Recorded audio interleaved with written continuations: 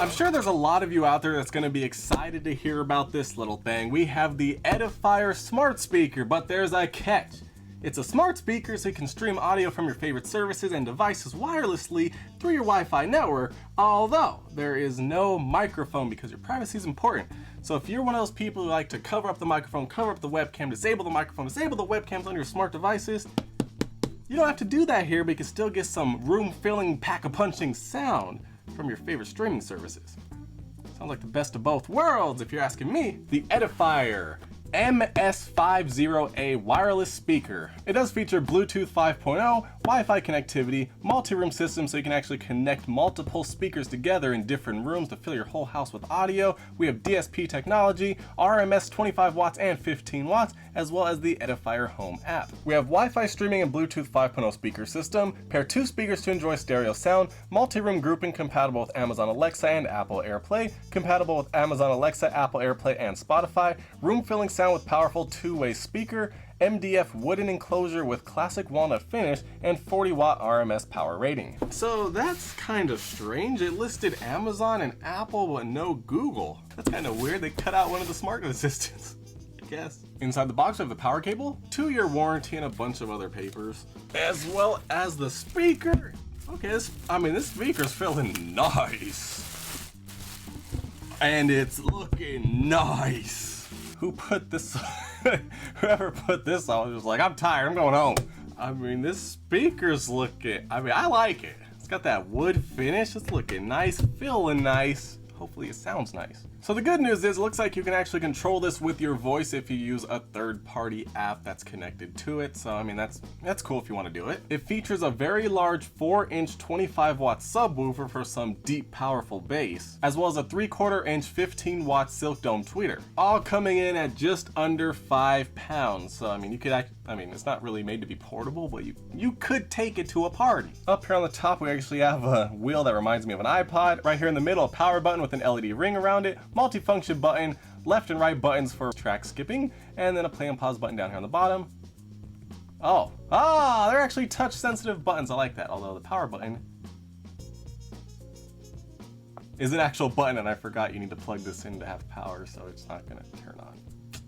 But we do have a nice glossy black ring here along with a matte black finish with the Edifier logo down here at the bottom.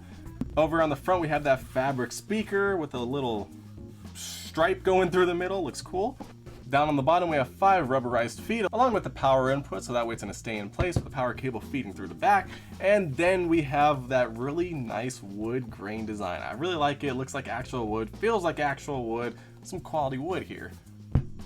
Quality speaker. Hopefully it sounds amazing. Okay, I guess I have it in there. I mean, the power cable doesn't really lock in. It's just like kind of hanging out and it's a little loose.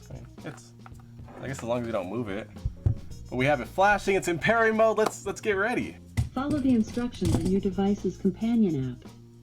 Okay, it actually talks. And what I will tell you is the voice that just came out of this thing was really clear, deep, sounded amazing. So I find this a little bit funny. So they're saying, oh, your privacy is important, no microphone. But you are forced to download their app if you want to set up the speaker. I guess you gotta pick your poison, am I right? So we're gonna open up the app. It makes it easy though to discover the device. We're gonna tap on connect. We're gonna get it connected to our Wi-Fi network. All right, so it took about a minute or so. We're connected. We can see our devices we have paired, our stereo pairs. We only have one speaker, so we don't have a stereo pair. We're gonna tap on our device.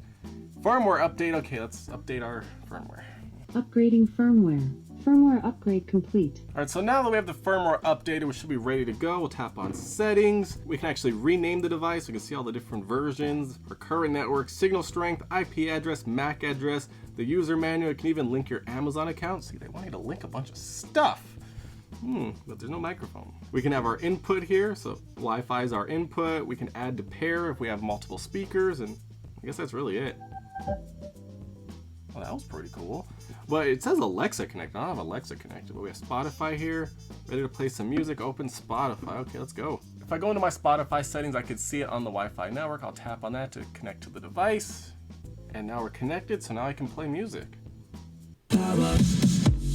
Oh, that bass is bumping.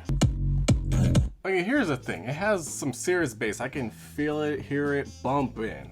but it's like one of those cars where they have their stereo up way too loud or driving through the parking lot like boom, boom, boom, boom, and you just hear their car rattling. I can hear this thing rattling inside. I don't like that. Like I can hear, I don't know if that's normal, but I can hear pieces like boom, boom. I don't like it.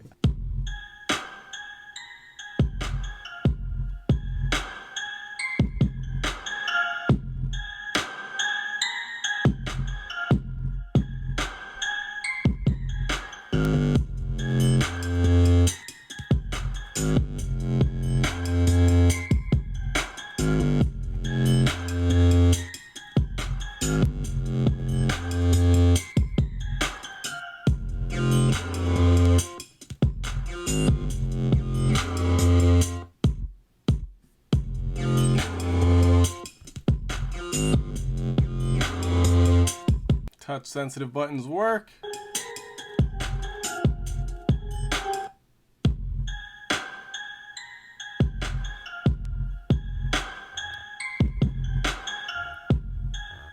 Oh, that's pretty cool.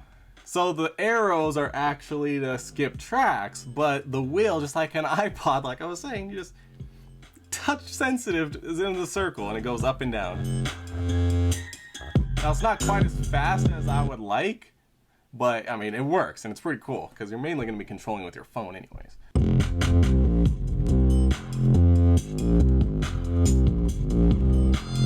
That being said, once you get past roughly 60% volume, you start hearing the rattles of the internals, and I don't like the way that sounds. I don't know if you guys can hear that.